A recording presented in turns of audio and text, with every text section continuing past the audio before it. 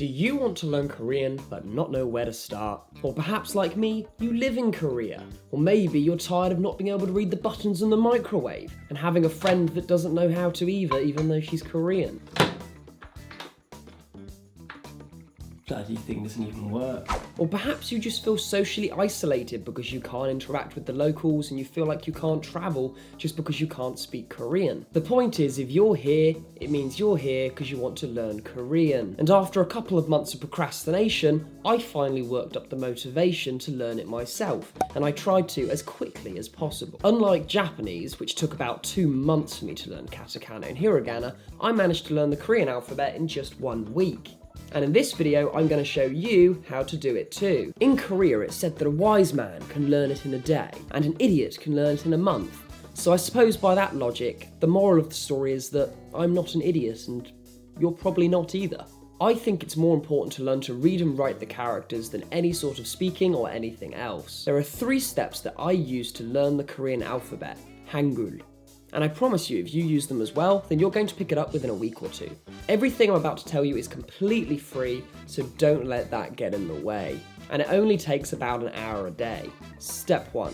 Learn to write and pronounce the characters. Interestingly, for this step, you really don't need to remember which character is which. You just need to get the muscle memory of writing them. I recommend writing the entire alphabet line by line. You don't have to write the entire alphabet every day, but you can start it and then do the second half the next day or whatever as a part of your daily writing practice. While you write each character, make sure you say its name so you get the pronunciation right at the same time. I especially recommend this video in the description below. Go and click it and use it when you're practicing your Korean. It's a very well made video by a Korean person, and I think it's the best video on YouTube for helping you get the pronunciation of each character, which I think is really important to get right from the very start. And trust me, some of the characters are a huge pain in the ass, like the difference between or, oo,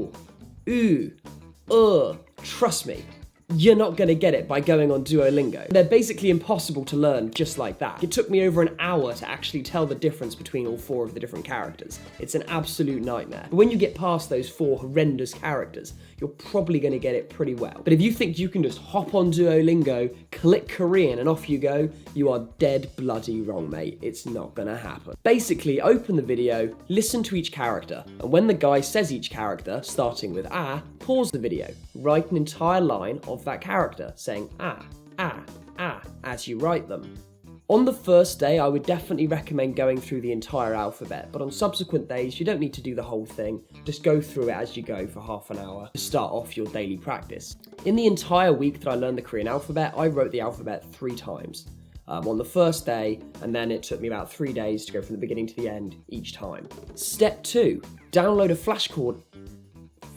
Step 2, download a flashcard app called Anki. Originally, I didn't know where to start. I just used Duolingo to try and learn, and it was an absolute bloody disaster. And that's when I discovered this app called Anki, which is basically a flashcard memory app that utilizes time-based, spaced repetition, and it really sunk in very quickly after that. When you download the app, click on Get Shared Decks and type in Korean alphabet and click the one that says Hangul. There's only 4 things on there, and one of them has the highest number of upvotes, it's like 61 or something. Click that, that's the one you're going to be wanting to use, and it comes with sound as well. After that, make sure you have your writing pad handy because you are going to need it. Basically, the app just works by showing you things, and you just have to say how honestly easy or difficult it was for you to remember the answer, or if you couldn't remember the answer. If you didn't remember, it will show you in a few seconds, and if you did remember easily, then it will show you in maybe a week or so. Whenever the app shows you a Korean character, make sure you say the sound of the character out aloud how it should be pronounced, and write down on your pad.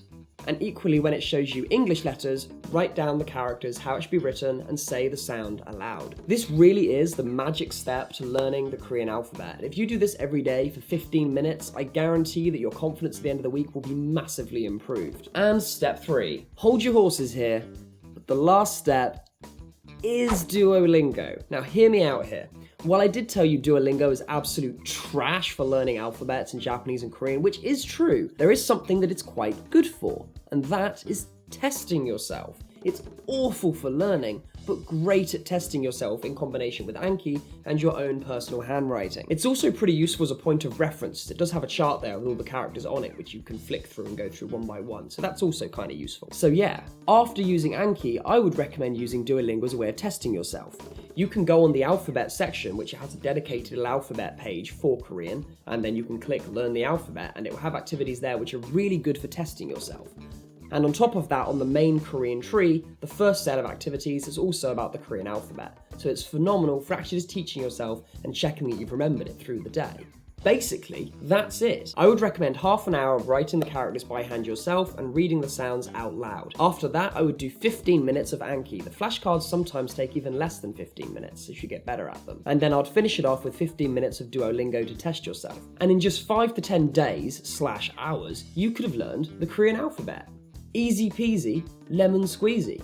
If you're interested in living in or visiting Korea one day, make sure to check out my other videos where I explore Korea, Korean food, and different places in Korea with my Korean friends. And if this video helped you, make sure to leave a like. And I will see you guys in the next one.